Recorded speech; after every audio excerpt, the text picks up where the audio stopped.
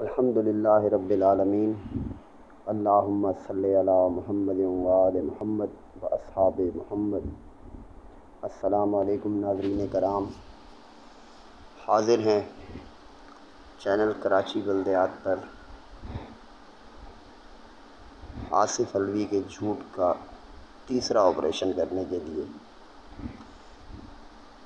جو دیکھنے والے فرسٹ ٹائم ہمارے چینل پر ہیں ان سے میری درخواست ہے کہ ہمارے چینل کو ضرور سبسکرائب کریں اور بیل آئیکن کو لازمی پریس کریں تاکہ ہماری ویڈیوز بر وقت آپ تک پہنچ سکیں۔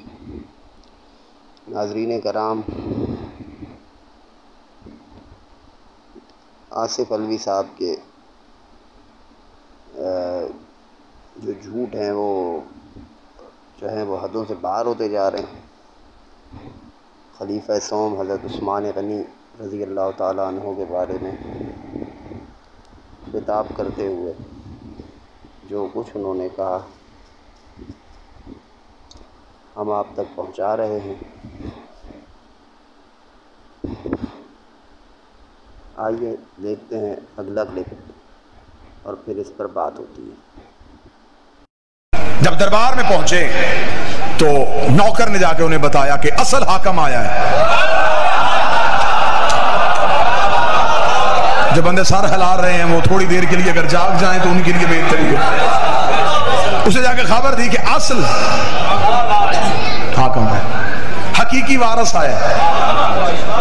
وہ اٹھ کے اور کیا کہ انہوں نے مولا علی سے پوچھا، جی ہاں جی اے وصی رسول، اے جانشین پیغمبر، اے دماد رسول، آپ کیوں آئے؟ مولا نے فرمایا میں تجھ سے پوچھنے آیا ہوں کہ تو نے اسے مصر کا گورنر کیوں لگایا؟ اس کا آپ حکم کرتے ہیں تو ہم اسے ابھی عہدے سے ہٹا دیتے ہیں، تو آپ کو موضوع بندہ آپ دے دیں جسے ہم مصر کا گورنر لگائیں۔ محمد بن ابی بکر مولا علی کے ساتھ کھڑے تھے۔ اسے محمد بن ابی بکر طرف دے کے کہا میرے خیال میں محمد سے زیادہ موضوع کوئی نہیں ہے، اسے مصر کا گورنر لگا دیتے ہیں۔ فوری طور پہ اپنے کاتب کو جگایا کہ ایک سرکاری حکم نامہ لکھا کہ محمد بن ابی بکر میرا خط لے کے تمہارے پاس آ رہا ہے، جو ہی محمد تیرے پاس پہنچے اپنے آپ کو عہدے سے معزول سمجھ، اپنی جگہ پہ محمد کو تخت پہ بٹھا، سارے انتظامات محمد کے حوالے کر کے خود مدینے پہنچ۔ یہ تحریر لکھ کے محمد بن ابی بکر کے حوالے کی۔ محمد بن ابی بکر نے تحریر کو بند کیا۔ مولا علی چلے دربار سے، مولا بازار میں، محمد ساتھ، محمد سوچ رہا علی کے آنے کی وجہ سے اس نے اتنا علی کا حیا کیا، اتنی علی کی عزت کی کہ مولا نے ایک ہی شکایت کی، اس نے فوراً دور کر دی۔ چلتے چلتے علی کے گھر کا دروازہ آ گیا، جو ہی علی دروازے سے ایک قدم اندر ایک باہر تھا، یا محمد نے کہا مولا آپ گھر کے اندر جا رہے ہیں، زحمت دوبارہ نہ مجھے دینی پڑے، مجھے بتائیں کہ میں ابھی مصر کے لیے نکل جاؤں؟ مولا نے پردے سے پیچھے سر ہٹا کے کہا چلے جا، لیکن رات کو سفر نہ کرنا، چلے جا لیکن حکیم کا کوئی فعل حکمت سے خالی نہیں ہوتا۔ محمد بن ابی بکر کے ذہن میں یہ بات بیٹھ گئی کہ جب علی نے کہا ہے نا کہ نہیں کرنا، اس کا مطلب اس نہیں میں کوئی راز ہے۔ محمد بن ابی بکر نے ساتھ اپنے چند نوکر تیار کر کے محمد بن ابی بکر جب تیار ہو کے مدینہ سے نکلے ہیں تو شام۔ جی تو ناظرین کرام، کلپ آپ نے ملاحظہ کیا، کل بھی میں نے بات کی تھی اس پر کہ آصف الوی صاحب جو فرما رہے ہیں کہ حضرت علی علیہ السلام محمد بن ابی بکر کو ساتھ لے کر دربار پہنچے اور انہوں نے کہا کہ آپ نے مروان بن حکم کو گورنر مصر کیوں لگایا ہے؟ خلیفہ نے کہا بڑے احترام سے آپ کہتے ہیں تو میں ہٹا دیتا ہوں۔ تو یہ خود حضرت علی کے مزاج کے مطابق یہ بات بنتی نہیں ہے۔ میں نے کل بھی آپ کو بتایا تھا کہ خلیفہ سوم نے خود حضرت حضرت علی کو علیہ السلام کو پیغام کنوے کیا تھا کہ آپ آئیں، مصر کے لوگ آئے ہوئے ہیں، آپ سے مشورہ کرنا ہے۔ اس مشورے حضرت علی علیہ السلام جب آئے تو انہوں نے یعنی جمہوریت کا پاس کرتے ہوئے یہ مشورہ دیا کہ ٹھیک ہے، اگر مصر کے لوگ راضی نہیں ہیں عبداللہ بن سعد بن ابی سرح پہ تو آپ گورنر بدل دیں۔ تب حضرت عثمان نے خود کہا کہ آپ مشورہ دیں، کوئی موضوع شخصیت ہے، آپ مشورہ دیں کہ کوئی موضوع شخصیت ہے۔ پھر انہوں نے کہا ہاں، ابو بکر کا بیٹا ہے، میری پرورش ہے، اگر مصر کے لوگ راضی ہیں، مصر کے لوگوں کو مخاطب کر کے کہا اگر آپ لوگ راضی ہیں تو پھر محمد بن ابی بکر کا نام میں تجویز کر دیتا ہوں، جس پر مصر کے لوگوں نے بخوشی رضامندی ظاہر کی کہ ہمارے پہلے خلیفہ کا بیٹا، اہل بیت کے گھر کی پرورش، اس سے اچھی بات کیا ہوگی۔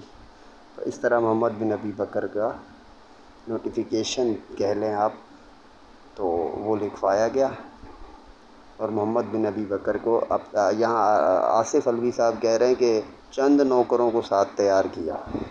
وہ خدا کے بندوں، ساری تاریخوں میں یہی لکھا ہے کہ 700 یا اس سے زیادہ لوگ تھے جو مصری تھے، یہ سب ساتھ گئے تھے،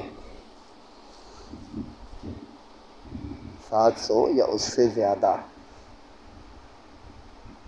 یہ سب ساتھ واپس مصر کی طرف حضرت محمد بن ابی بکر کے ساتھ گئے تھے، اپنے نئے گورنر کو ساتھ لے گئے۔ پھر خیر آگے مدینے سے باہر انہوں نے پڑاؤ کیا کیونکہ رات ہو گئی تھی۔ تو جناب علی اب آگے ایک اور کلپ آپ کو سنواتے ہیں، اس میں دیکھیے آصف علوی صاحب محمد بن ابی بکر کے بارے میں کیا کہہ رہے ہیں، اور یہ جو کلپ ہے یہ آپ دیکھ لیں، پھر میں بات کرتا ہوں اس پہ۔ سے فرسخ کے فاصلے پہ گئے تھے، رات ہو گئی، محمد نے اپنے غلاموں سے کہا یہی خیمے لگا دو، انہوں نے کہا جی ابھی سفر شروع کیا اور ابھی خیمے، اس نے کہا علی نے کہا تھا رات کو سفر نہیں کرنا، حکم علی تھا تو لہذا اب بھی یہیں پہ خیمے لگے ہیں، وہیں پہ پڑاؤ ہو گیا، پڑاؤ ہو کے آگ روشن کر دی گئی۔ آگ اس لیے روشن کی جاتی تھی کہ اگر کوئی دور سے گزر رہا ہو تو اسے پتہ چلے کہ کوئی لوٹنے والے نہیں بیٹھے، کوئی شریف بیٹھے ہوئے، کسی قافلے نے پڑاؤ کیا ہوا۔ آگ روشن ہو گئی، جناب محمد بن ابی بکر نے آ کے خیمے میں مصلی بچھایا، عبادت الہیہ میں مشغول ہو گئے۔ ابھی محمد عبادت کر رہے تھے، یا محمد کو اپنے کانوں میں کسی گھوڑے کے دوڑنے کی ٹاپوں کی آواز آئی۔ محمد بن ابی بکر نے فوراً کان آواز کی طرف کیا۔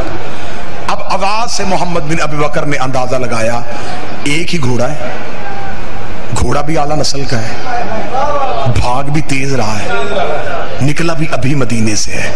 پھر فوراً ذہن میں سوال ہے اگر یہ شخص مدینے سے نکلا تھا، یہ رات کے وقت اکیلا سفر کیوں کر رہا ہے؟ اگر اس نے سفر کرنا تھا تو یہاں قافلہ تھا، یہ قافلے کے ساتھ کیوں نہیں آیا؟ یہ سوال ذہن میں تھے، یا علی کی بات آ گئی یاد، رات کو سفر نہ کرنا۔ محمد بن ابی بکر تو پہلے ہی رات ڈھونڈ رہا تھا۔ محمد بن ابی بکر نے فوراً خیمے سے باہر نکلے، اپنے نوکر سے جلدی جلدی اٹھ گھوڑے پہ زین رکھ، بندہ پکڑ۔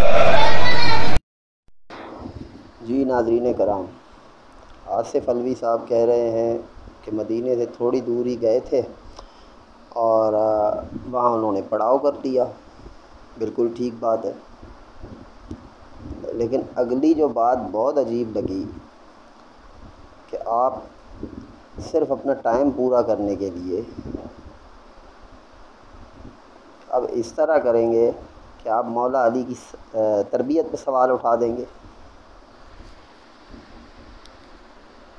ناظرین کرام، علوی صاحب فرما رہے ہیں محمد بن ابی بکر نے نماز کی نیت کی، آپ عبادت الہی میں مشغول ہوئے، اور پھر گھوڑے کے ٹاپوں کی آواز سے آپ کے کان اس طرف چلے گئے۔ پھر آپ نے نماز میں کھڑے ہو کے اندازہ کیا، بندہ بھی ایک ہے، گھوڑا بھی ایک ہے، اور گھوڑا بھی اعلیٰ نسل کا ہے، اور خدا کو مانے علوی صاحب، یہ آپ کی نماز نہیں ہے کہ آپ بیٹھ کے نیازوں کا حساب کرتے رہیں اور کہ کس مجلس سے آج کتنے پیسے آنے ہیں۔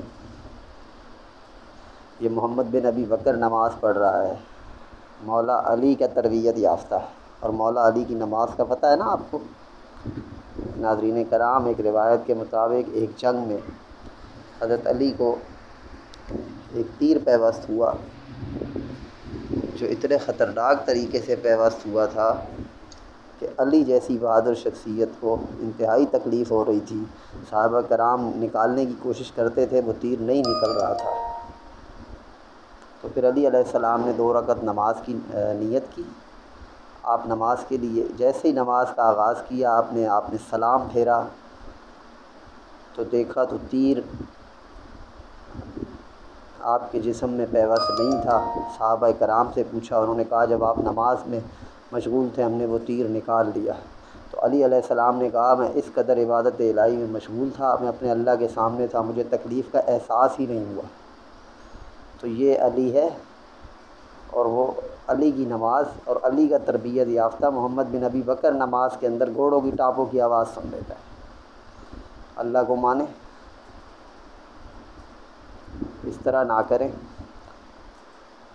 یعنی جو منہ میں آئے گا آپ بولتے چلے جائیں گے۔ افسوس میں اس مجلس میں ہوتا، میں شیعہ، ویسے تو علی علیہ السلام کا شیعہ ہم سب ہی ہیں، لیکن میں باقاعدہ اس مجلس میں عزادار کی حیثیت سے بیٹھا ہوتا، میں جوتے مارتا آپ کو ممبر پہ۔ خدا کا خوف کریں آپ علی علیہ السلام کو ڈیگریڈ کرنے پہ لگے ہوئے ہیں، یعنی آپ کی سمجھ میں کچھ نہیں آتا، ہوش میں ہوتے ہیں آپ ممبر پہ؟ یا اس کا بھی پتہ چلائیں۔ ناظرین کرام، فیصلہ آپ نے کرنا ہے کہ ان جیسے لوگوں کو ممبر کے قریب آنے دینا ہے یا نہیں دینا۔ اگلی ویڈیو میں آپ کو شہنشاہ نقوی صاحب کا کلپ بھی سناؤں گا، وہ ہمارا آخری حصہ ہوگا اس سیریز کا۔ شہنشاہ نقوی صاحب کیا کہہ رہے ہیں، یہ موصوف کیا فرماتے ہیں، بس اللہ ہی حافظ ہے۔ ناظرین کرام،